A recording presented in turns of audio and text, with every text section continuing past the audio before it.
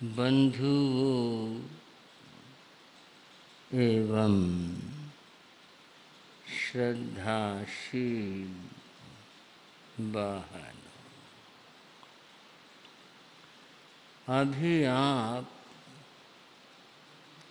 हमारे छोटे संतों का मंगल उद्बोधन सुन रहे थे। श्री सौरभ मुनि जी, श्री वसंत मुनि जी कुछ भाव आपके सामने रख रहे थे। अभी जो आपने सुना साधु की और गृहस्थ की बात को, गृहस्थ अपने जीवन में और साधु अपने जीवन में कब सफल होता है, जब वह क्रोध कषाय को जीत ले और जीवन में समता भाव ले आए। तो ये दोनों ही अपने अपने जीवन में सफल हो जाते। यदि कषाय भाव बना रहा, क्रोध की ज्वाला जीवन में जलती रही, तो चाहे साधु है चाहे गृहस्थ है, वह अपने जीवन को सफल नहीं बना सकता। व्यक्ति खुद में कुछ भी सोच ले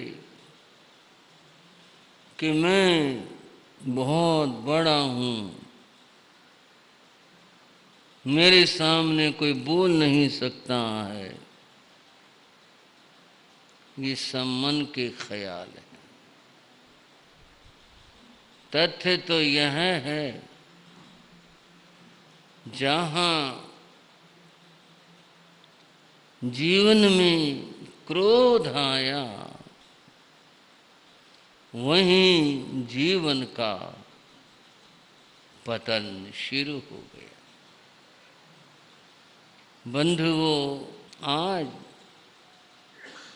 हमारी चर्चा कुछ ऐसी ही है, जीवन के उत्थान की और पतन की।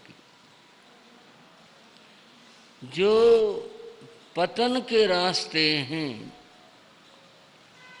उनको जो छोड़ देता है, उसका जीवन ऊंचा हो जाता है।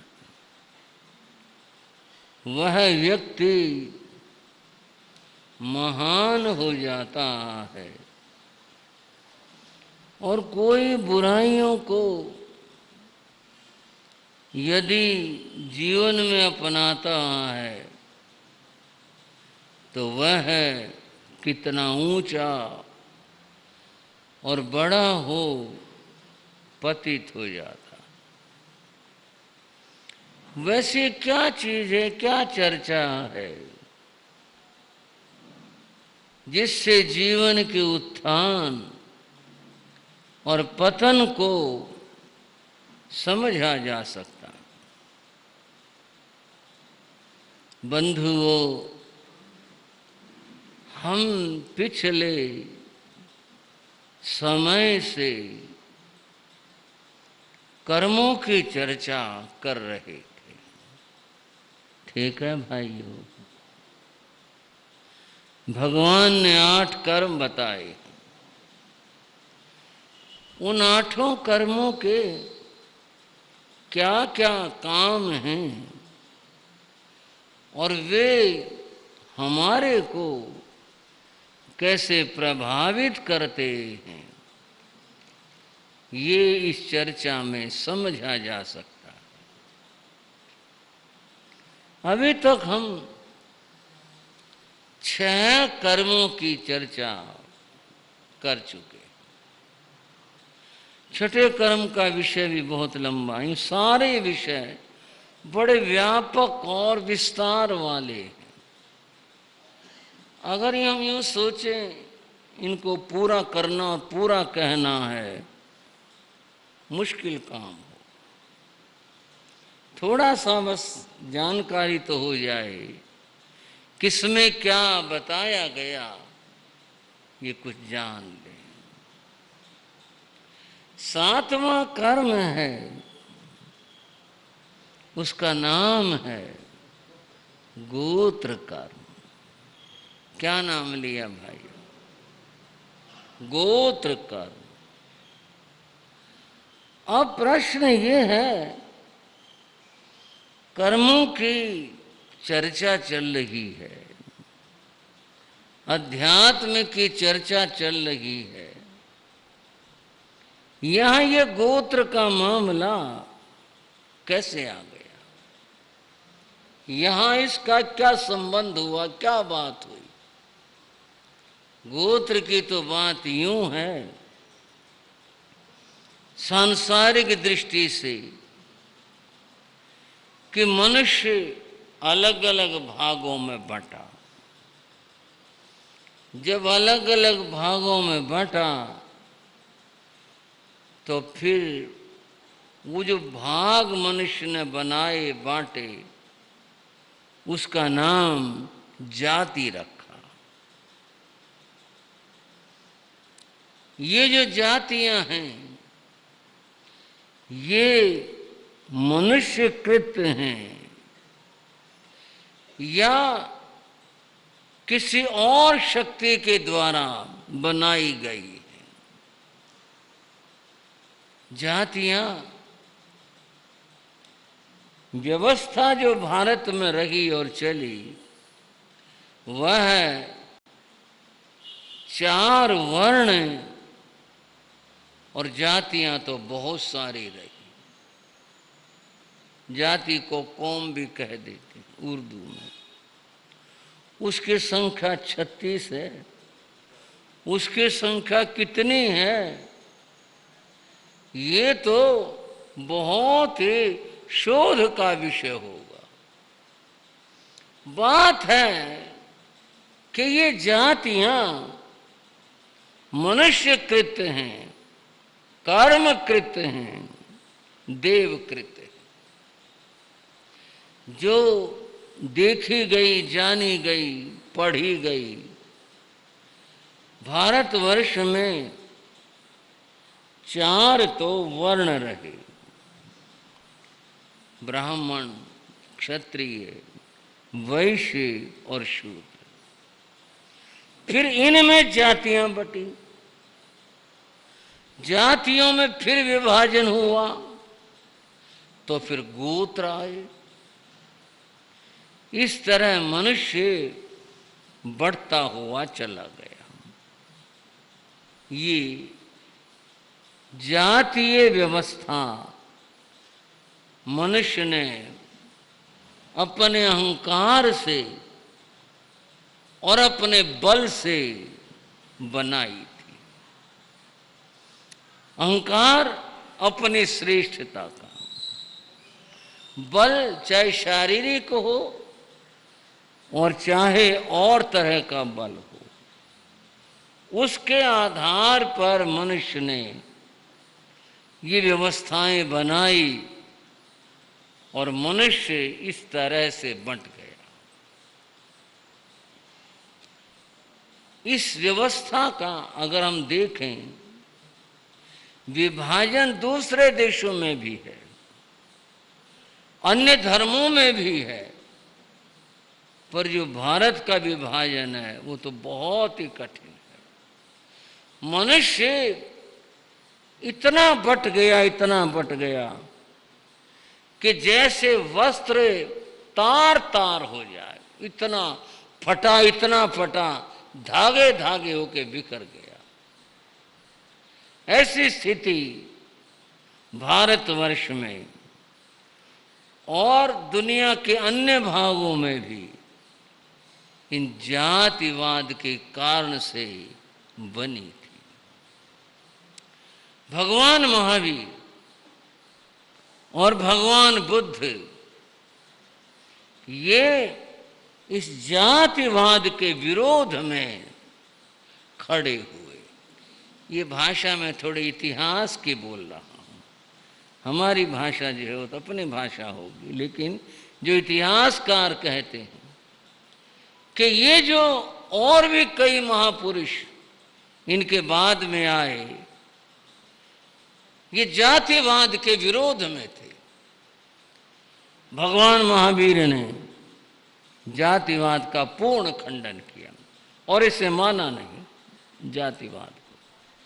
भगवान महावीर ने कहा, एगा मनुष्य जाई, मनुष्यों की एक ही जाति है, उसको मनुष्य जाति कहते हैं। इसलिए महावीर के धर्म में जातिवाद का कोई स्थान नहीं है। पर ये अलग बात है कि जो बात महावीर ने कही उसको हमने कितना माना, कितना मानते हैं। जैन धर्म के लोग भी जातियों में बंटे हुए हैं, अलग अलग जातियां हैं, और जहां जातिवाद होता है वहां फिर मेरा और तेरा ये भाव पैदा होते हैं, फिर संघर्ष भी पैदा होते हैं। इस तरह से मनुष्य जातियों में बंटा और टुकड़े टुकड़े होकर के बिखर गया। भाइयों, इसका परिणाम क्या हुआ और क्या निकला, आपको एक इतिहास की घटना सुनाता हूं, आपने भी उसे पढ़ा होगा। एक बार युद्ध हुआ था मराठों में और मुगलों में। मराठे भारी पड़ रहे थे, ताकतवर थे, बलवान थे, फिर ये देश उनका था, वे लोग बाहर से आए हुए थे, अतएव उनकी भारी सेना भी मराठों को पीछे धकेल नहीं सकी। एक बार रात का समय था, लड़ाई दिन में होती थी, क्योंकि लड़ाई आमने सामने की होती थी। रात को लड़ाई बंद होती थी, सब सैनिक अपने साथियों की मरहम पट्टी करते थे, और व्यवस्थाएं खाने का, पीने का, आराम करने का, ये सब साधन जुटाए जाते थे। सैनिक दोनों तरफ के अपने अपने काम में लगे हुए थे। मुगलों का सेनापति रात को बड़ी चिंता में था कि हम लोग जीत नहीं सकते। वह रात को उठा और चिंता में कुछ इधर उधर टहलने लगा। उसने टहलते हुए देखा जो मराठे थे उस और जगह जगह आग जल रही थी। काफी जगह इधर इधर इधर जहां देखो आग जल रही थी। उसने अपने किसी अधीनस्थ से पूछा, भाई ये क्या कर रहे हैं, रात को ये क्या कर रहे हैं? बोले जी ये खाना बना रहे हैं। तो खाना इस तरह से कैसे बनाते हैं? उसने बताया ये हिंदू हैं, हिंदुओं में छुआछूत बहुत होता है।